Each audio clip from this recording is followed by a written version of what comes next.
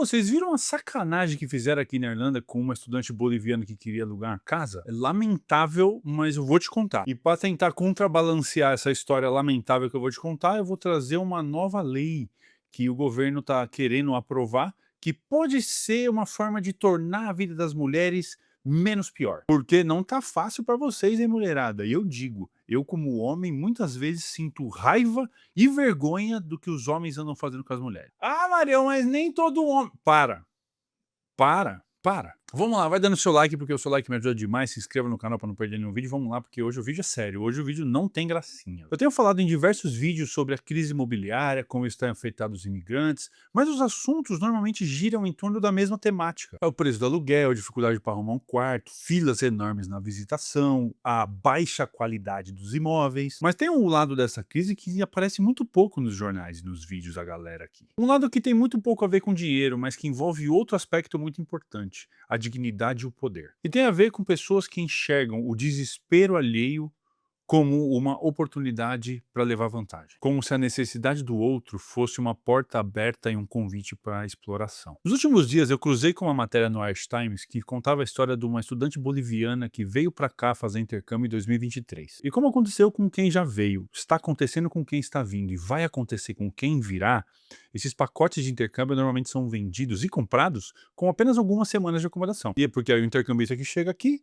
ele usa essas semanas para encontrar uma moradia fixa. E foi o que aconteceu com essa estudante. Quem já passou por isso sabe quão angustiante é esse momento. Porque você acabou de chegar no país, não domina a língua, conhece pouca gente, tem toda a insegurança de saber que está tendo uma crise imobiliária. Fora todas as correrias, né? Tá tentando abrir conta no banco, tirar PPS, tirar visto. Tudo isso agravado com o tic-tac do dinheiro que vai indo igual água. No caso dessa estudante, ela tinha alugado um quarto, só que ainda não estava disponível. Então, enquanto ela esperava essa disponibilidade acontecer, ela ficou na casa de uma amiga na região de Clontarf. E ela dividia um quarto minúsculo, dormindo numa beliche, pagando 400 euros por mês. E ela descreve essa casa como um lugar onde quase nada funcionava, né? Recorrentes problemas elétricos, a condição muito precária.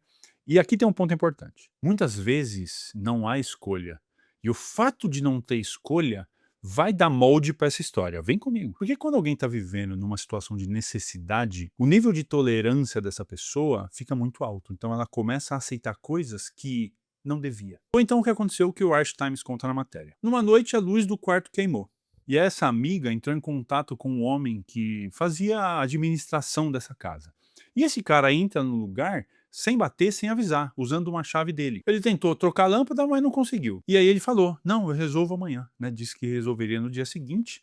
E aí ele sugeriu dormir no local. Até aquele momento, segundo ela, a situação era desconfortável, mas até o momento apenas estranha. Quando ela ia subir na beliche para dormir, o cara que estava lá puxou ela pelo braço, jogou ela na cama e falou que só resolveria o problema, só ajudaria ela se ela transasse com ele. Ela tentou sair, mas ele segurou ela de novo. E disse que se ela recusasse, ele não ajudaria com mais nada na casa. Foi aí que ela começou a chorar e chamar pela amiga, aí ele mudou totalmente o discurso, dizendo que era brincadeira. Na manhã seguinte, ele foi embora e nunca mais voltou. Durante as semanas seguintes, essa estudante ela foi dormir na casa de amigos, no sofá de amigos, até que o quarto que ela tinha alugado tivesse realmente livre para ela se mudar. Mas tem uma frase dela, que tá na matéria, que me pegou. Ela disse que hoje ela sente medo só de lembrar daquele episódio, só de lembrar daquele momento. Porque na época ela estava ocupada demais tentando sobreviver, tentando fazer a vida dela começar a rodar aqui. Ela precisava estudar inglês, aprender inglês, ela precisava organizar os documentos para tirar o visto, ela precisava encontrar uma estabilidade. Então ela não teve a chance de elaborar, de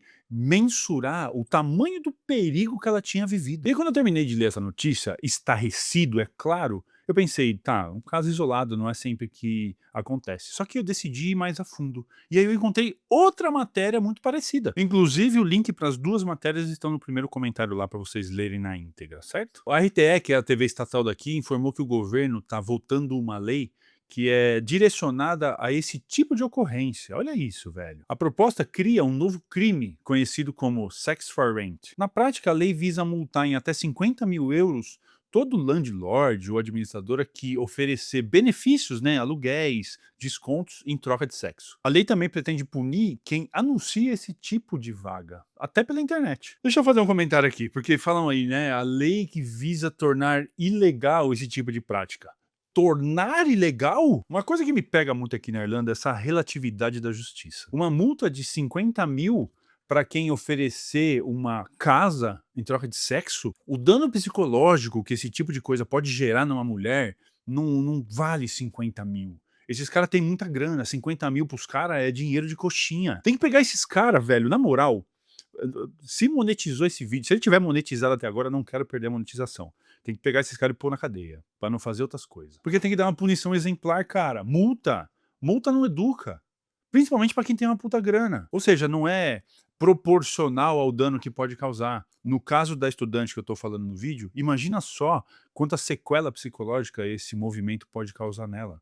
Que trauma é esse que pode ter gerado nela? Pô, o landlord hoje, do jeito que os caras monopolizam as casas, 50k é nada, velho. Porém, por outro lado, essa questão dessa lei mostra uma visão interessante, que o que aconteceu com a Maria, que é a estudante que eu estava falando, não é um caso isolado, não é visto como um caso isolado, porque é aquela clássica, né? Se tem placa, tem história. Então, se tem uma votação de lei, é porque muitos desses outros casos não foram nem noticiários, porém registrados. O que é triste e feliz ao mesmo tempo, né? Triste porque aconteceu, não era para acontecer, e feliz porque o governo está finalmente fazendo alguma coisa em relação a isso. Isso leva a gente a uma reflexão até mais profunda. A crise habitacional produz muito mais prejuízo do que apenas aluguel caro. Ela altera completamente a relação de poder das pessoas. Quem controla o recurso de escassez passa a ter certa influência em quem depende do produto de escassez. A maioria das pessoas usa esse poder com responsabilidade, mas infelizmente tem gente que vê isso como uma janela de oportunidade para explorar quem tá já numa situação complicada. Eles sabem encontrar o elo fraco, né, o lado da corda que arrebenta.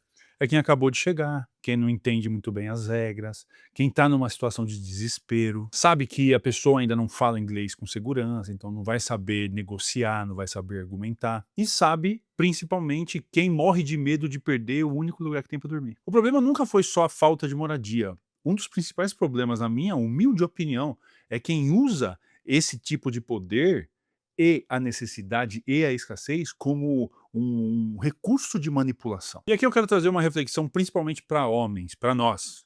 Se você é um homem que está me assistindo, isso aqui serve para você. Porque esse assunto costuma ser tratado apenas como um problema das mulheres, problema que as mulheres enfrentam. E eu discordo completamente disso.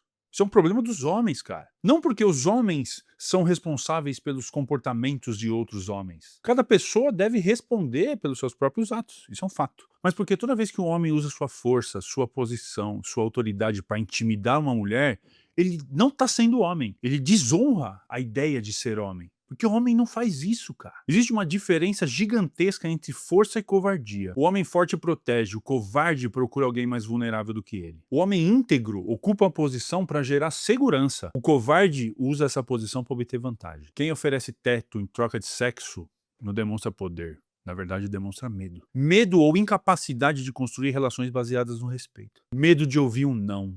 Ou seja, insegurança, fragilidade.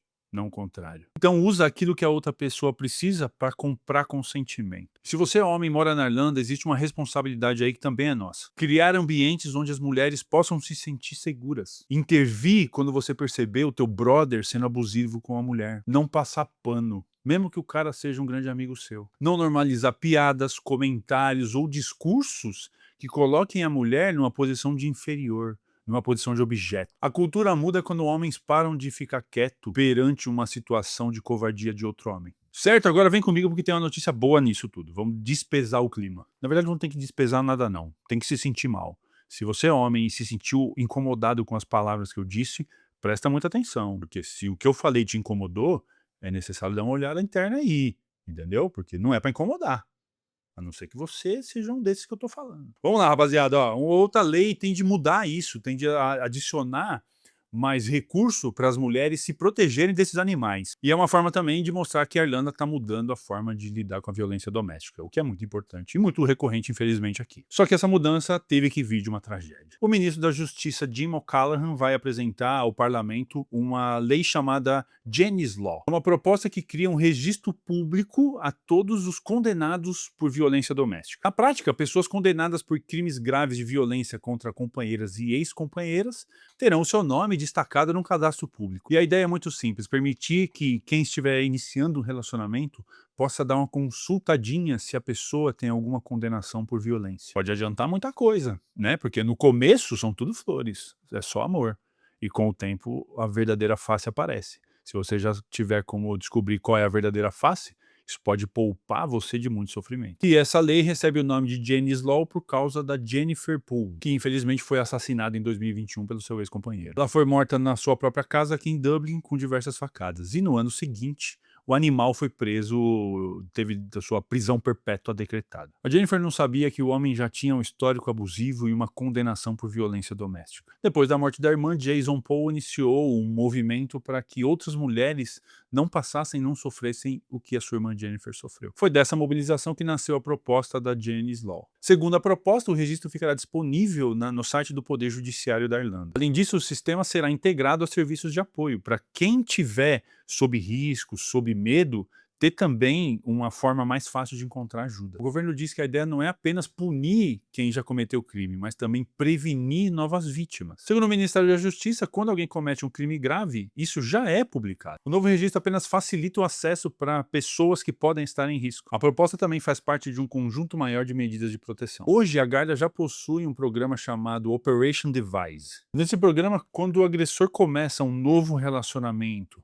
e a polícia identifica que tem um risco real, a vítima, a potencial vítima, pode receber um aviso e, consequentemente, um apoio preventivo. Além disso, a Garda continua acompanhando casos de violência doméstica, ajudando as vítimas a conseguir uma medida protetiva, oferecendo encaminhamento para serviços especializados e adotando uma política de prisão imediata caso haja indícios de agressão, ameaças de morte, perseguição ou assédio. Essa notícia também abre espaço para uma reflexão muito importante. Nenhuma lei consegue impedir completamente alguém de ser violento, mas a sociedade pode reduzir riscos quando oferece informação para quem pode estar vulnerável. Muitas relações abusivas começam de forma silenciosa. Quem está vivendo aquele relacionamento raramente conhece o passado da outra pessoa. E em muitos casos, nem amigos e familiares sabem da conduta daquela pessoa, do histórico daquela pessoa. E quando existe um histórico publicado pelo próprio Ministério da Justiça, fica mais fácil para a pessoa decidir se ela realmente inicia ou continua aquela relação. Ao mesmo tempo, é muito importante dizer que esse registro ele não substitui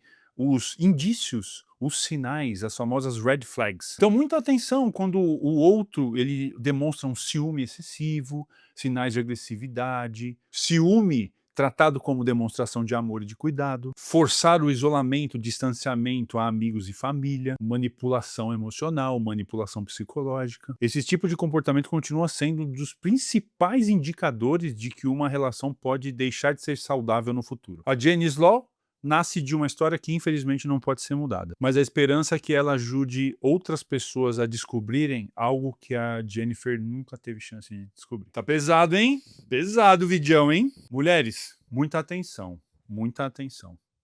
Procurem ajuda. E homens, para, né, velho? Deixa de ser menino e vão virar homem, velho. Pelo amor de Deus. Manipulação, controle, ciúme, agressão física, agressão emocional, agressão psicológica. Isso é insegurança. Isso é coisa de moleque. Vai se tratar e vão aprender a ser pessoa. Ninguém tem que ter o trabalho de ensinar adulto a ser pessoa, a existir num mundo civilizado. Pelo amor de Deus.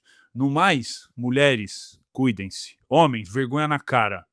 Até a próxima. Seguimos.